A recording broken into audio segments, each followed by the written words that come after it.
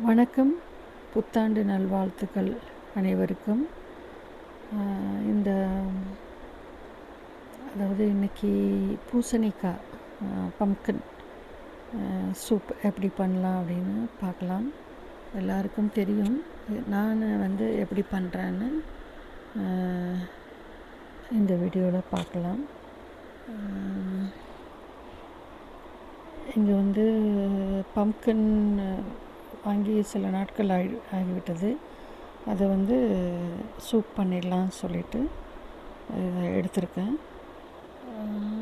பெரும்பாலும் வீடுகளில் இப்போ இந்த பூசணிக்காய் கல்யாண பூசணிக்காய் முன்னாடியெல்லாம் அடிக்கடி சமையலில் சேர்த்துப்போம். இப்போ பெரும்பாலும் நம்ம அடிக்கடி சமையல் பண்ணுறதில்ல. ஏதாவது விசேஷ நாட்களில் மட்டும்தான் நம்ம பண்ணுற மாதிரி தெரியுது. தெரியல எனக்கு என்னுடைய வட்டாரத்தில் நான் சொல்கிறேன். மற்றபடி எனக்கு தெரியாது வெளியில் எப்படி அப்படின்ட்டு. ஸோ இப்போ பம்ப்கின் சூப்புக்கு நம்ம கொஞ்சோண்டு பட்டரில் ஜிஞ்சர் கிரேட் பண்ணி நம்ம போட்டுக்கணும். நான் இங்கே அவசரமாக அப்படியே பீசஸாக எடுத்து போட்டுட்டேன். இது எதுக்கு இந்த மாதிரி பீசஸை போடக்கூடாது அப்படின்னா, நம்ம பம்ப்கின் வேக வச்சுட்டு கிரைண்ட் பண்ணும்போது இது நல்லா கிரைண்ட் ஆகாது. இப்போ கிரேட் பண்ணிவிட்டு போட்டோன்னா நல்லா கிரைண்ட் ஆகிடும். இப்போ இங்கே பட்டரை கூட நான் தீய வச்சுட்டேன். மீடியம் ஃப்ளேமில் இல்லாட்டி ரொம்ப லோ ஃப்ளேமில் ஜிஞ்சர் கிரேட் பண்ணி போட்டோன்னா ரொம்ப நல்லாயிருக்கும். இங்கே பூசணிக்காய் இப்போ நான் கட் பண்ணி க்ளீன் பண்ணி நல்லா அலசிட்டு இந்த குக்கரில் சேர்த்துக்கிறேன்.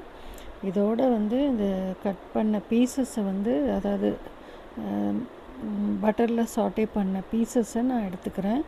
பட்டர் இதோட சேர்த்துக்க மாட்டேன், ஏன்னா இது தீஞ்சு போச்சு. சூப்போட கலரை இது சேஞ்ச் பண்ணிவிடும், மாற்றிடும். ஸோ ஜிஞ்சர் பீசஸ் மட்டும்தான் எடுத்திருக்கேன். ப்ளீஸ் நீங்கள் பண்ணும்போது கிரேட் பண்ணி பட்டரில் லோ ஃப்ளேமில் சாட்டே பண்ணிக்கோங்க. இப்போ மிளகு போட்டிருக்கேன். இதோட கொஞ்சம் மஞ்சள் பொடி, கொஞ்சம் கேஷ்யூ நட், அப்புறம் இதுக்கு தேவையான தண்ணீர், கொஞ்சம் கூட உப்பு, இதை சேர்த்து நம்ம 2 to 3 விசில்ஸ் வர்ற வரைக்கும் நல்லா வேக வச்சு எடுத்துக்கணும்.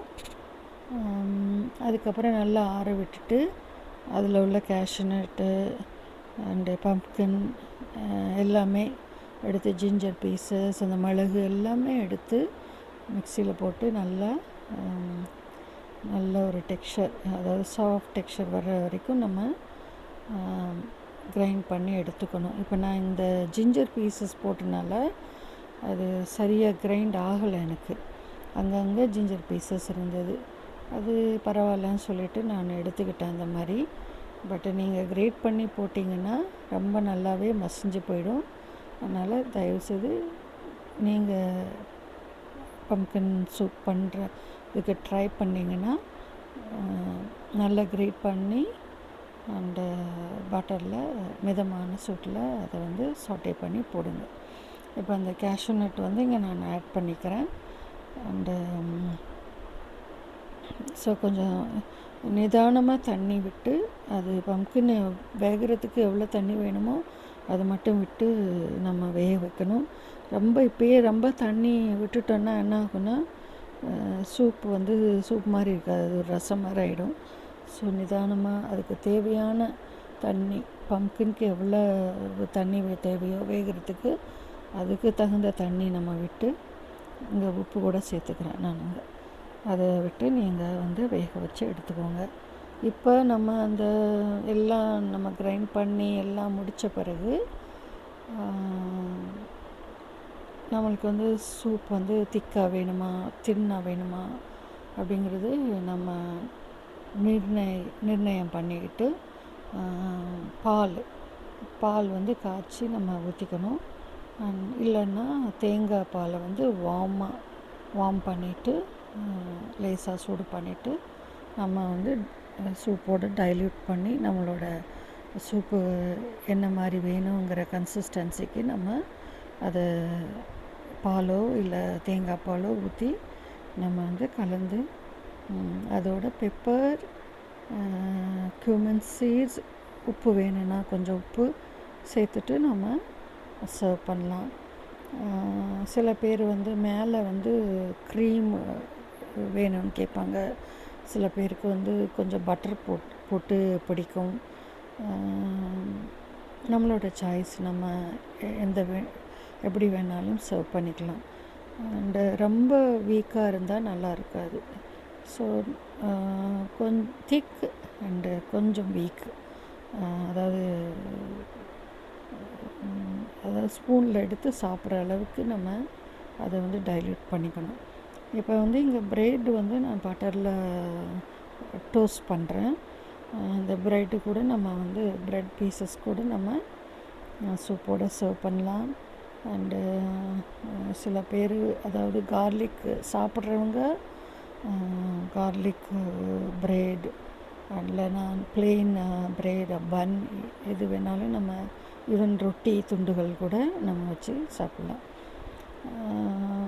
ஈவன் ப்ரவுன் ரைஸ் அண்டு நம்ம இந்த ஆர்கானிக் ரைஸஸ் எல்லாம் இருக்கு இல்லையா, பிளாக் ரைஸ், இந்த மாதிரி ரைஸ் கூட நம்ம பாயில் பண்ணிவிட்டு கொஞ்சம் ஃபில்லிங்க்கு வேணும்னா அதை கூட நம்ம போட்டு இந்த சூப்போடு சர்வ் பண்ணலாம்.